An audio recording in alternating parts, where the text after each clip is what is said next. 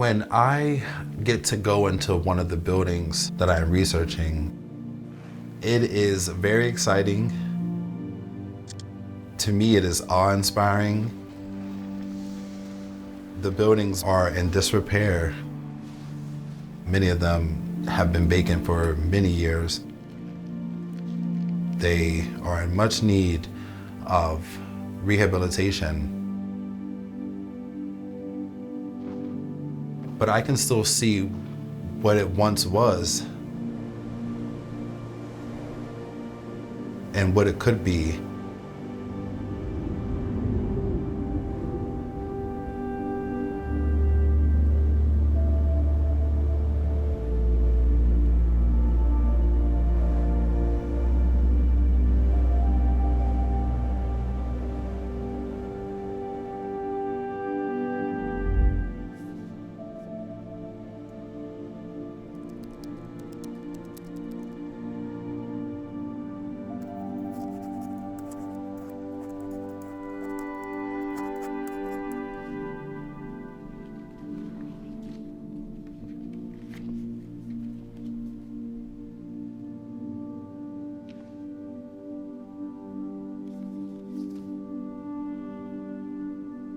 I'm JaQuay, a recorder, originally from Glen Hazel and Hazelwood area. I'm an historian and a Black history educator. I am the founder of the Greater Hazelwood Historical Society of Pittsburgh, an organization that was started to research and to build a repository of Hazelwood's artifacts and history. Greater Hazelwood basically raised me in different ways. It's where I first became faith-centered, where I began to ask questions, figure out how my family came to be.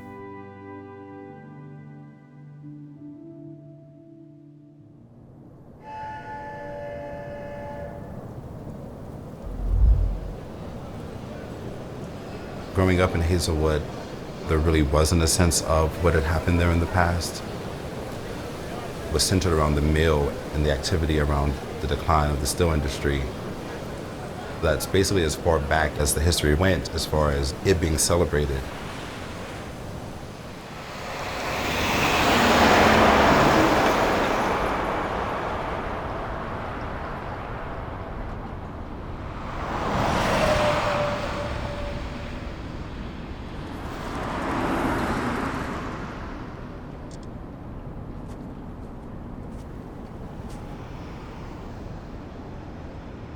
When I grew up in the early 1980s, that was when 2nd Avenue began being called the Depression Corridor.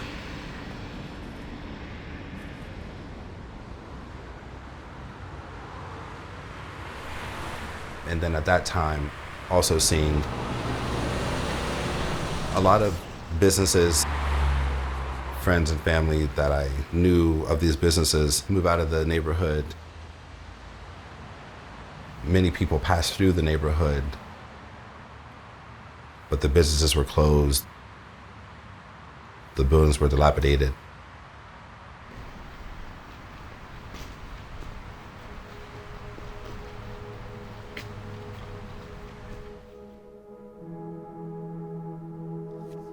But before then, there was so much culture.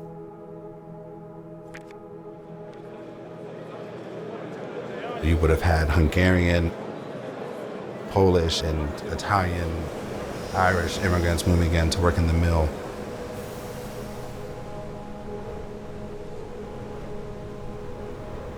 The Hungarians would have been the predominant population at one time. There was 3 Hungarian churches and many cultural organizations.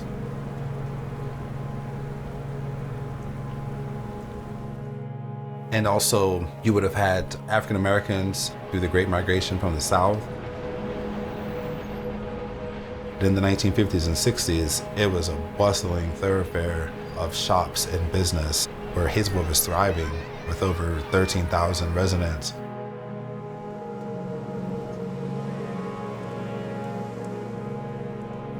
Around 1966, you would have seen the first wave of large layoffs at the J&L mill, which would have affected the whole economy of Hazelwood. At that time, population is basically cut by half. There's about 6,000 residents in Hazelwood.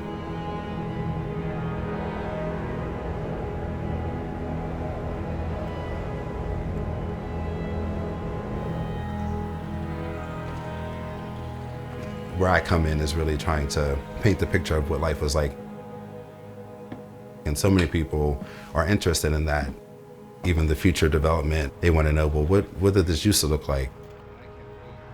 And it does involve a lot of intense research, hours of looking through newspaper clippings, photographs, interviewing people who may be connected with the property.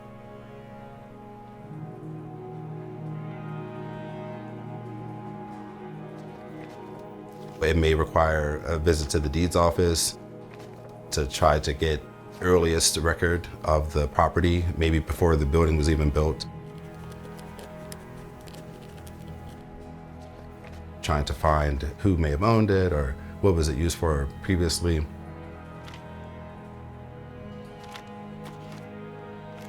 know, some of the buildings that I know that I'm connected to are my family, friends, places that I remember as a kid. Some that have been sitting there for quite some time and then going in there decades later. There definitely is a visceral and emotional connection to a lot of them.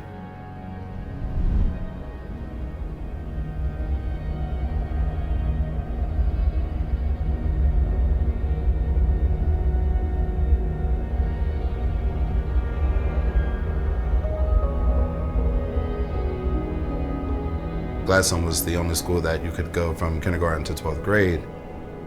It was a place where we went to vote. There were so many things for youth, a lot of community events. The building is such a viable part of the community, having education right in the neighborhood. The school really meant a lot to people.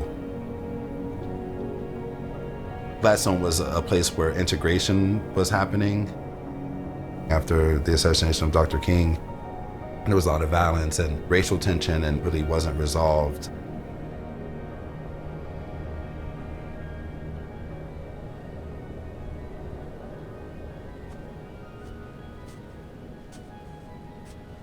It also was a place where my parents met. So to actually stand on the spot where I know they had their first kiss, it's pretty emotional to see the state of the building.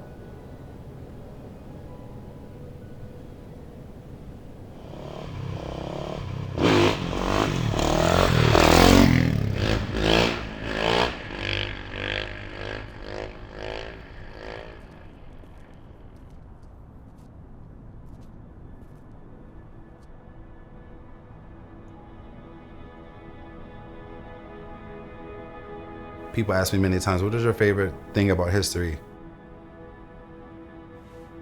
It's not necessarily the buildings, it's not necessarily the places.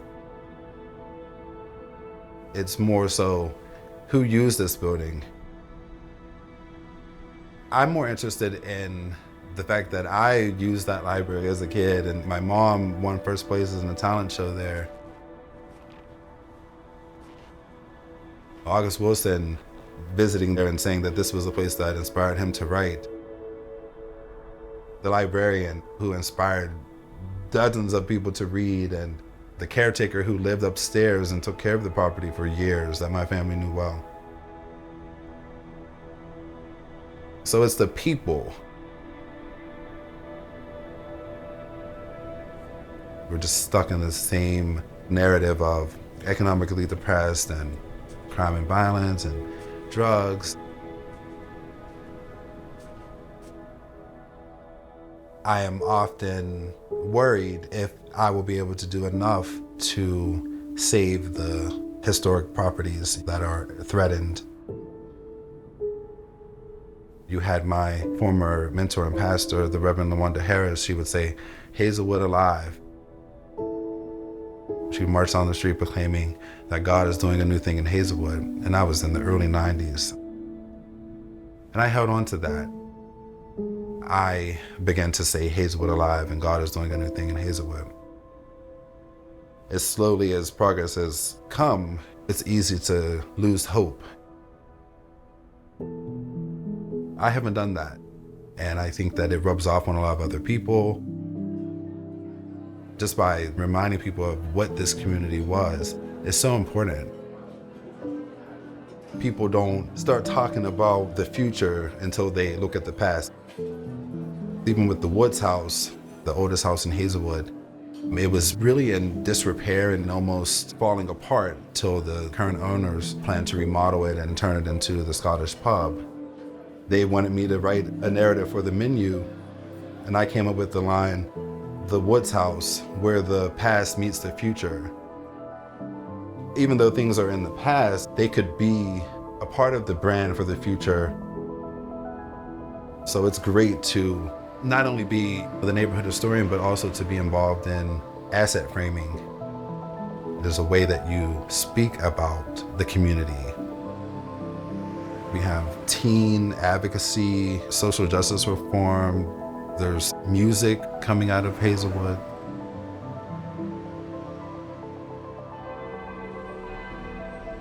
What is the new Hazelwood?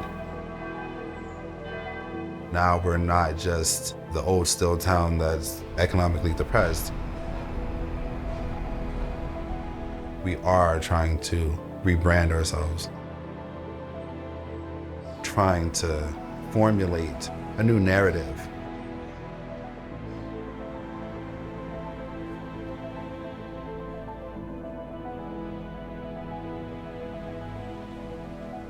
And there's still so much to be done.